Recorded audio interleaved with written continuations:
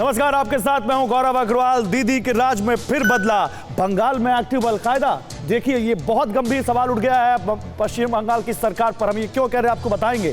सवाल बंगाल का है और सारे सवालों के केंद्र में खुद ममता बनर्जी हैं। राज्य में चुनाव है और ये चुनाव कोई मामूली नहीं है। ममता एक साथ कई मोर्चों पर जूझ रही हैं, पार्टी के अंदर भी, पार्टी के बाहर भी। हम बंगाल में हुए कुछ घंटों के कई बड़े डेवलपमेंट पर आके बात करने वाले हैं, लेकिन उससे पहले आइए समझते हैं कि कैसे ममता अपने ही हथियार से मात खाती चली गई हैं। आपको ग्राफिक्स के जरिए बताते हैं 5 मोर्चों पर कैसे दीदी का दांव फेल होता नजर आ रहा है। समझिए, बीजेपी के बड़े नेताओं को उन्होंने बाहरी कहा। अब देश के प्रधानमंत्री और मंत्रियों को बाहरी कहने का औचित्य उनसे पूछा जा रहा है। तो क्या ये बैकफायर कर गया ममता बनर्जी के ऊपर ये दांव? दूसरा, पहले कई केंद्रीय योजनाओं को नकार दिया और अब गिरने पर किसान सम्मान निधि योजना उन्होंने शुरू की। तो पहले क्यों नहीं शुरू की? पहले क्या गड़बड़ी थी? अब क्या अच्छाई आ गई? ये सवाल उनसे पूछा जा रहा है। तीसरा, राजनीतिक हिंसा को नहीं रोका। अब खून खराबे के लिए सारे सवाल ममता बनर्जी से हो रहे हैं कि पॉलिटिकल वायलेंस जो पश्चिम बंगाल में इतनी ज्यादा है, उस पर उनकी सरकार क्या कर रही है? लॉ एंड ऑर्डर का सिस्टम कहां है? चौथा, वफादारों के मुकाबले परिवार को तवज्जो दी और अब सारे वफादार एक एक कर छोड़कर जा रहे हैं। शुवेंदु अधिकारी, मुकुल रॉय, तमाम टीएमसी के विधायक जो शामिल हो रहे हैं बीजेपी में, इसका बहुत बड़ा उदाहरण है।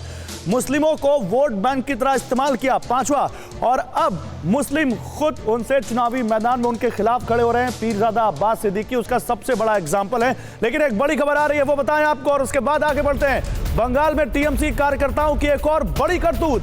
नंदीग्राम में शुवेंदु अधिकारी के दफ्तर में तोड़फोड़ की गई है। दफ्तर में मौजूद लोगों ने भागकर अपनी जान बचाई है। तो देखिए, टीएमसी के कार्यकर्ताओं पर लगातार विरोधी पार्टियों, खासकर बीजेपी के दफ्तरों, बीजेपी की गाड़ियों, बीजेपी के कार्यकर्ताओं पर हमले का आरोप लगता रहता है। और एक बार फिर नंदीग्राम में शुवेंदु अधिकारी के दफ्तर में तोड़फोड़ का आरोप टीएमसी कार्यकर्ताओं पर। टीएमसी के कार्यकर्ताओं के हमले से वहां मौजूद लोगों ने भागकर अपनी जान बचाई है। मेरे साथ इस पर बात करने के लिए एक बड़ा पैनल है, जल्दी से उन्हीं के पास चलते हैं। देखिए, प्रेम शुक्ला जुड़ चुके हैं हमारे साथ बीजेपी से। प्रेम शुक्ला जी, बहुत स्वागत है आपका, गुड मॉर्निंग। तौसीफ अहमद खान है, राजनीतिक विश्लेषक हैं, टीएमसी सपोर्टर है। तौसीफ, आपका भी बहुत स्वागत है। और हमारे साथ गौतम लाहिड़ी सर है, पश्चिम बंगाल की सियासत को सबसे अच्छे तरीके से समझने वाले कुछ चुनिंदा पत्रकारों में से एक। सर, वेरी गुड मॉर्निंग, आपका भी बहुत स्वागत है। तौसीफ, आपसे शुरुआत करता हूं, ये क्यों नहीं रुक रही है राजनीतिक हिंसा पश्चिम बंगाल में? नंदीग्राम में एक बार फिर शुवेंदु अधिकारी के दफ्तर पर हमला और आरोप टीएमसी कार्यकर्ताओं पर।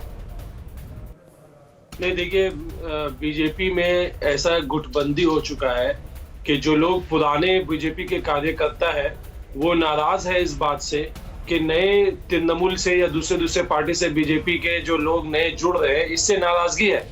और इसी कारण से पार्टी के कई बड़े नेताओं को शो कॉज नोटिस भी किया गया है।